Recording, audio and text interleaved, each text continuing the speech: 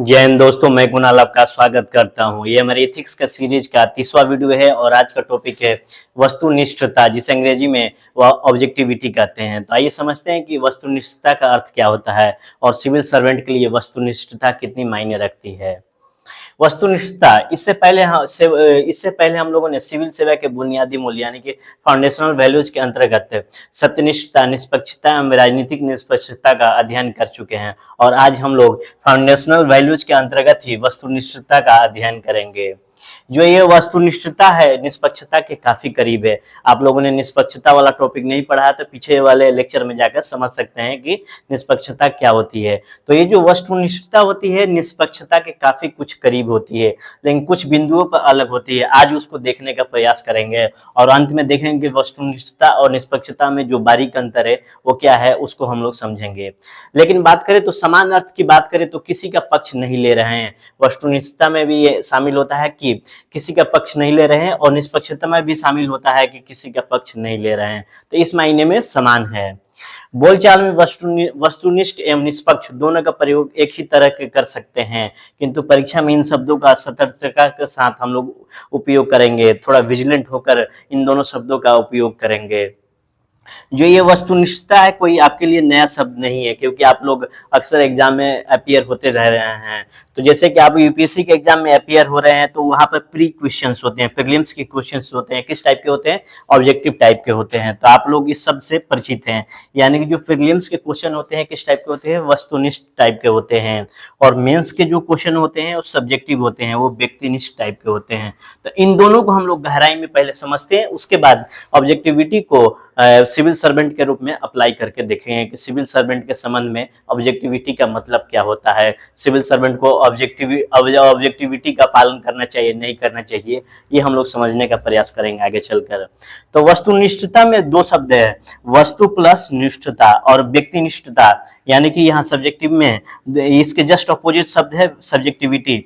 तो व्यक्ति प्लस निष्ठता यानी कि दो शब्द है, वस्तु और व्यक्ति। यानी कि वस्तु के प्रति निष्ठा और व्यक्ति के प्रति निष्ठा। यहाँ जो ये निष्ठा है ये निष्ठा अलग है। जैसे हम लोग बॉस, मदर, फादर के प्रति जो निष्ठा दिखाते हैं उससे ये निष्ठा अलग है। तो उस निष्ठता को मतलब समझेंगे और वस्तु और व्यक्ति के संबंध में समझने का प्रयास करते हैं, इनकी प्रकृति क्या होती है।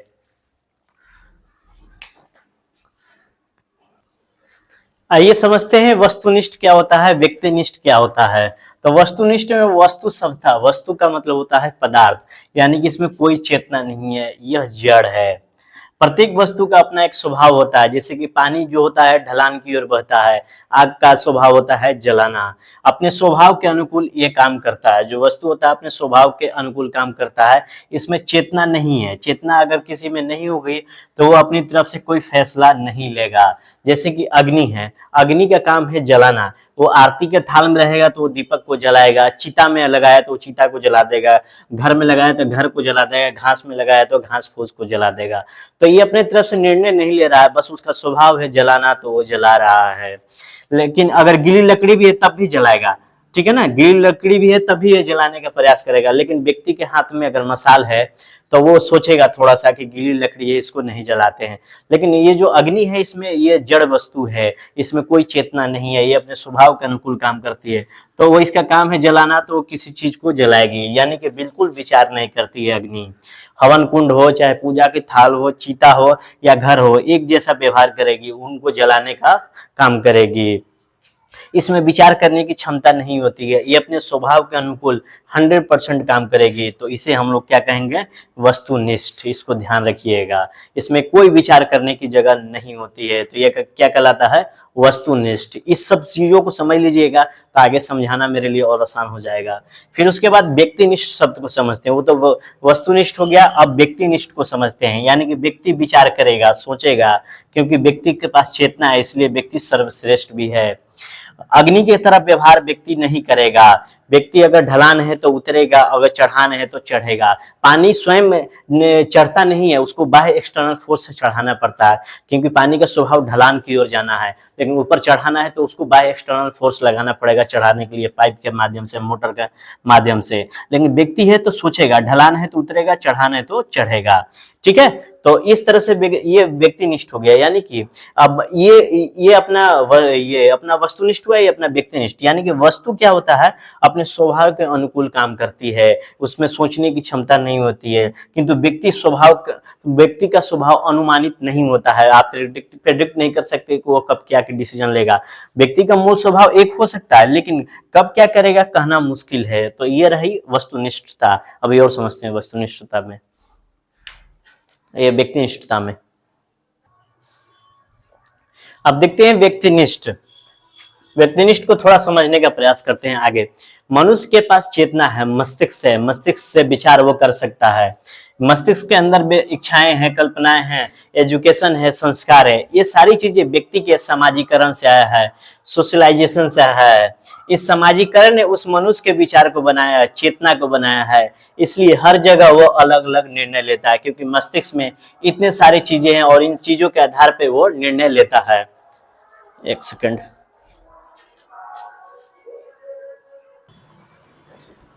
इस समाजीकरण ने उस मनुष्य के विचार को बनाया है, चेतना को बनाया है। इसलिए हर जगह व्यक्ति का निर्णय अलग अलग होता है। जैसे कि एक एग्जांपल के तौर पर लेते हैं, एक डॉक्टर होता है और मैं मरीज के तौर पर, दिल के मरीज के तौर पर इसके पास जाता हूं, और डॉक्टर तुरंत कहता है कि आपको दिल की ऑपरेशन की जरूरत है, और ये ऑपरेशन करने की स्वीकृति दे देता है। ये डॉक्टर पटना का रहने वाला है, लेकिन किसी कारणवश मेरा ऑपरेशन नहीं हो पाता है।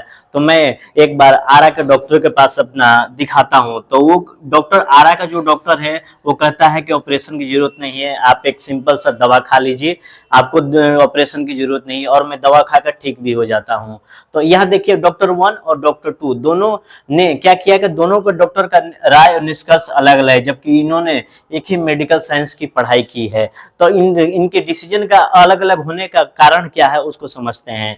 डॉक्टर 1 जो है, इसका हो सकता है इसकी जानकारी का स्तर कम हो, इसकी में परिपक्वता, मैच्योरिटी का अभाव हो, अनुभव कम हो, ये पैसे के लालच में ऑपरेशन करना चाह रहा हो, लापरवाही दिखा रहा हो, गंभीरता का अभाव हो इसके अंतर्गत हो। जबकि डॉक्टर 2 जो है, ये आरा वाला, ये अनुभवी है, फेयर है, काम के प्रति इसका समर्पण है, समुचित सलाह देने वाला है, इसके पास पैसे का लाभ नहीं है। तो देख रहे हैं दोनों का निर्णय जो है अलग अलग है। यानी कि यह निर्णय व्यक्तिनिष्ठ है। ठीक है, व्यक्तिनिष्ठ को आप यहाँ से समझ सकते हैं।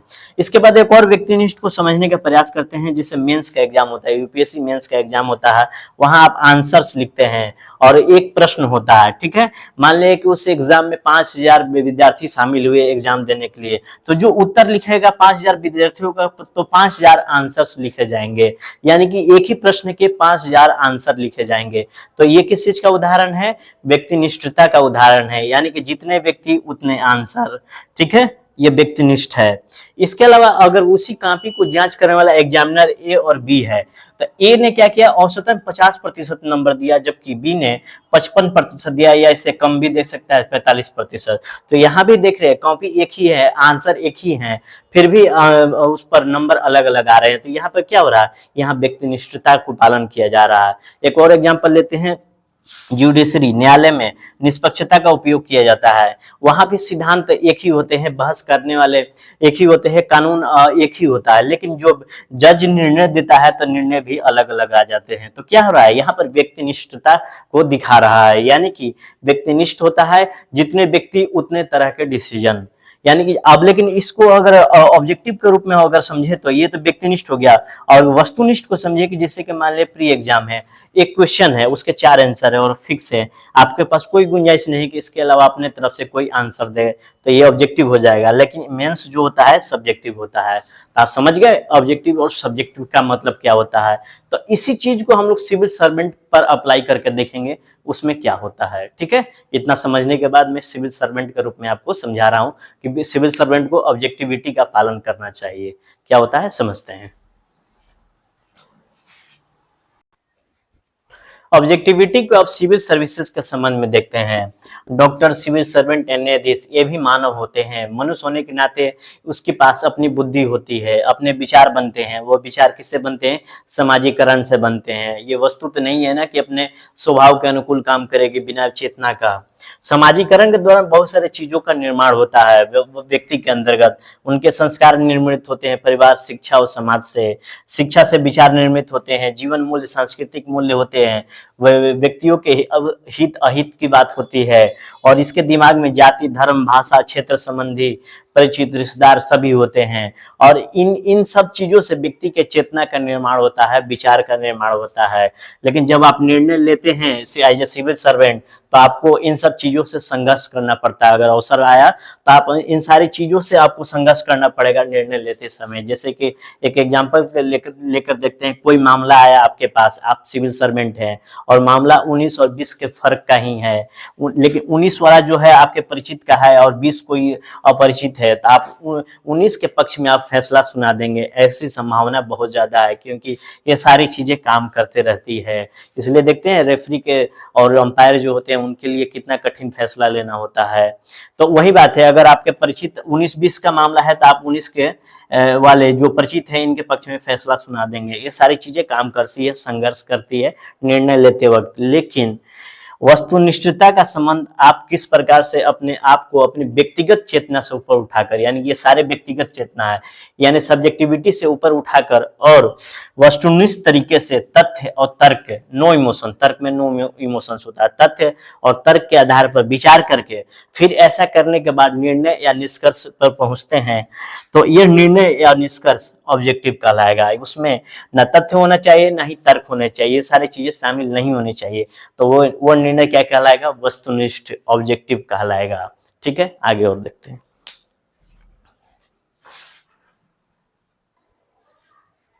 आगे देखते हैं कि सिविल सर्वेंट के नाते आप पब्लिक का काम करते हैं। पब्लिक का काम करते समय हम सभी को एक समान दृष्टि रखनी होती है। समान दृष्टि रखने सभी को एक समान दृष्टि से देखेंगे।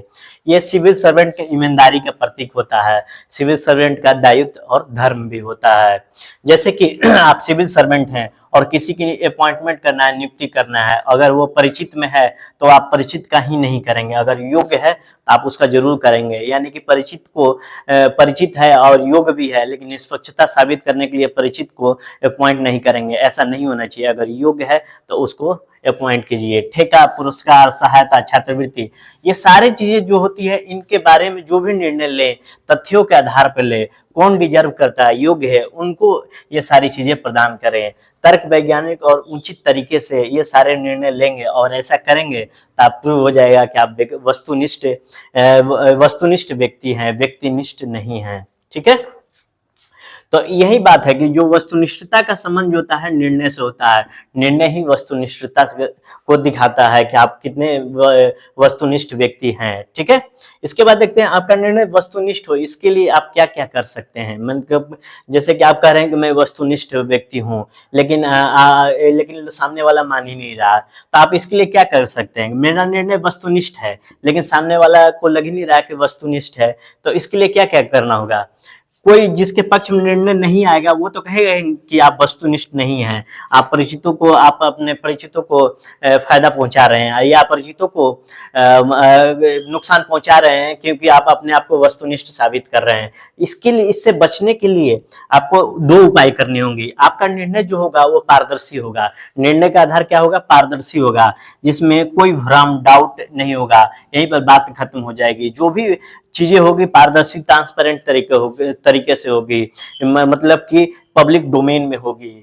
आपका उसके बाद क्या कर लीजिए, कोई भी निर्णय लीजिए तो उसका मानक बना लीजिए, मेक द स्टैंडर्ड। निर्णय लेने से पहले, निर्णय लेने के बाद आप मानक नहीं बनाइए, निर्णय लेने से पहले आप मानक बना लीजिए, जिसमें जो स्टैंडर्ड होना चाहिए, मानक होना चाहिए, उसकी भाषा स्पष्ट होनी चाहिए, जटिल नहीं होनी चाहिए।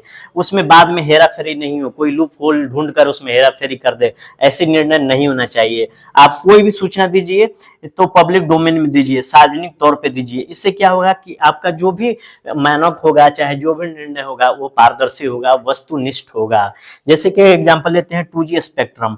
2G स्पेक्ट्रम में जो घोटाला हुआ था, इसमें क्या हुआ था कि लाइसेंस देने के लिए बाद में मानक को बदल दिया जाएगा, किसको ठेका दिया जाएगा उसके मानक ही बदल दिए गए।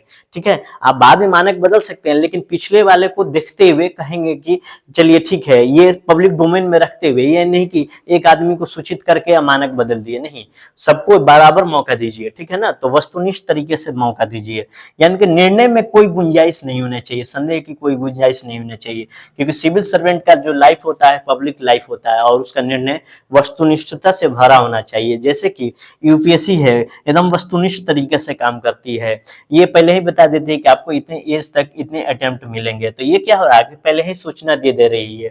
ठीक है, तो ये रही वस्तुनिष्ठता। आगे और भी देखते हैं।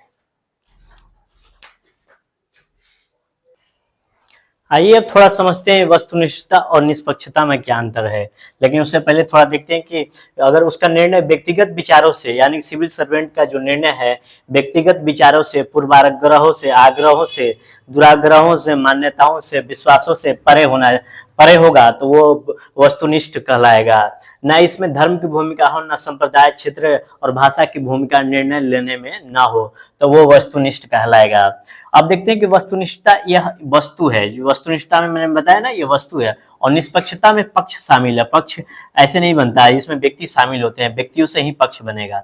तो ये जो वस्तुनिष्ठता ज्यादा वैज्ञानिक है, लेकिन वस्तुनिष्ठता और निष्पक्ष होने के जो तथ्य होंगे वो एक ही होंगे, लेकिन जो तथ्य होंगे एक ही होंगे, लेकिन इसलिए वस्तुनिष्ठता जो होती है निष्पक्षता से बड़ी चीज होती है, क्योंकि इसमें व्यक्ति तो शामिल हो ही जाता है, तो कुछ तो चेतना आएगी ही, लेकिन इसमें नहीं आएगी, क्योंकि ये ज्यादा वैज्ञानिक है। इस रूप में अंतर है। तो ये दोनों में अंतर, निष्पक्षता और वस्तुनिष्ठता में अंतर यही है कि इसमें व्यक्ति शामिल होगा, इसमें वस्तु शामिल होगा, ये ज्यादा एप्रोप्रिएट होगा, ये उतना कम होगा, लेकिन दोनों का अर्थ एक ही होता है, किसी का पक्ष नहीं लेना।